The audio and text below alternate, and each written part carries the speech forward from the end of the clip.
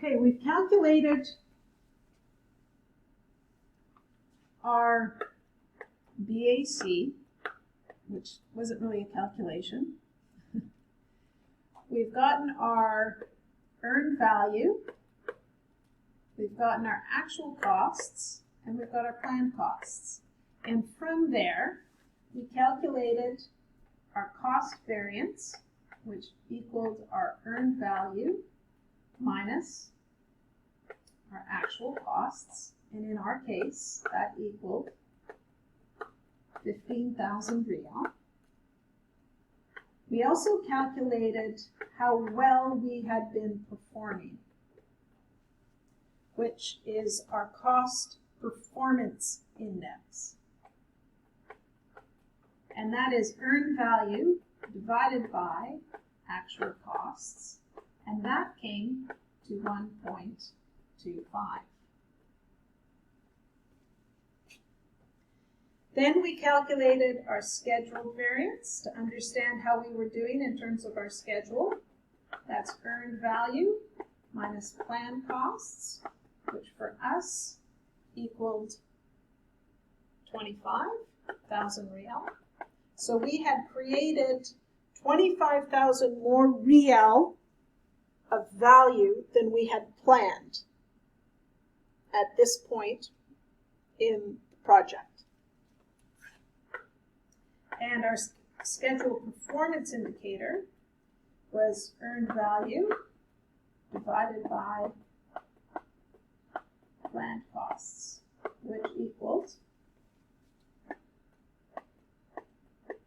1.5. So our CPI, which is over 1, means we are overperforming. If it was less than 1, we'd have some catching up to do. And we have a positive amount in our variance, both in the schedule and in our cost management. So the project sponsors said, awesome, we've done great so far, and we're 50% of the way through the project. The question is, where are we going to end up? The next thing we want to calculate to answer that question is the estimate at completion. There are a number of ways to calculate estimate at completion. One way is to assume, so we're going to assume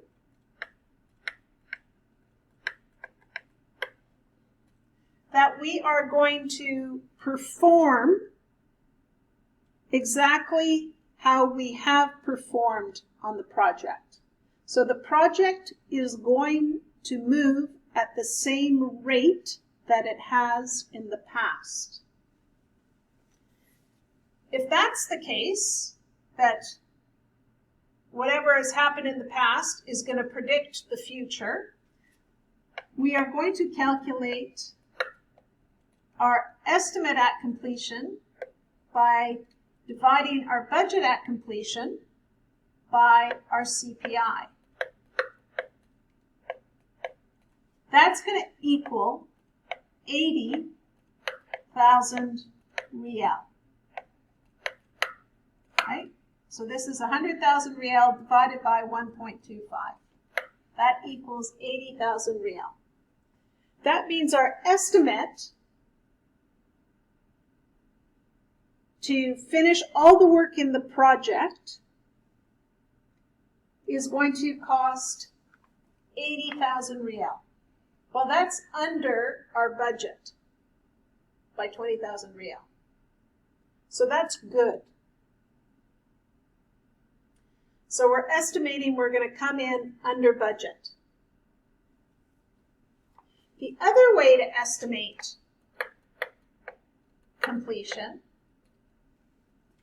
is to go, okay, what have our actual costs been to date? Well, our actual costs been to date have been 60,000, right? Actual costs.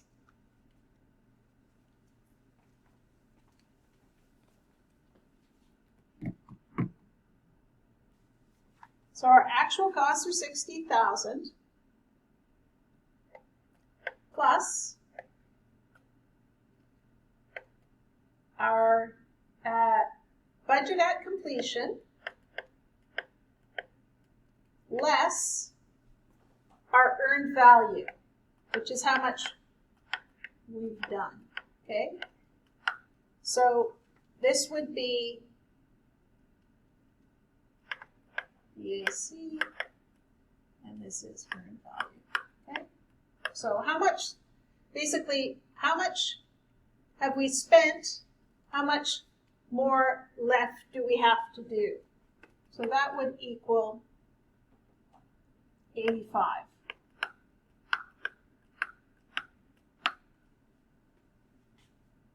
So both of them are good.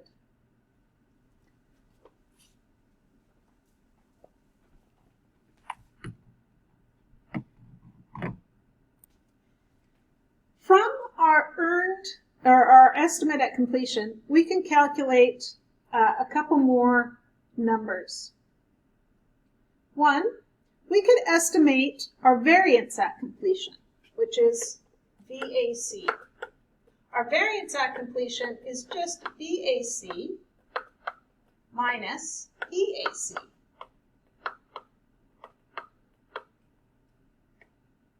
Okay, so this is 100,000 minus, we'll take the first one here, 80,000, which is equal to 20,000. This is a positive number. If it's a positive number, that's excellent. We're going to end up under budget.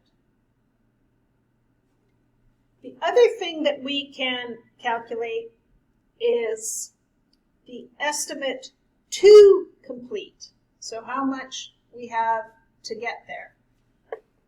This is estimate to complete. And this just equals our actual cost, our EAC minus our actual costs. So again, we'll use this first scenario here because we're going to assume we are going to continue to perform well. And so that would be 80 minus 60. So there's 20,000 more real that we are going to spend to the end of the project.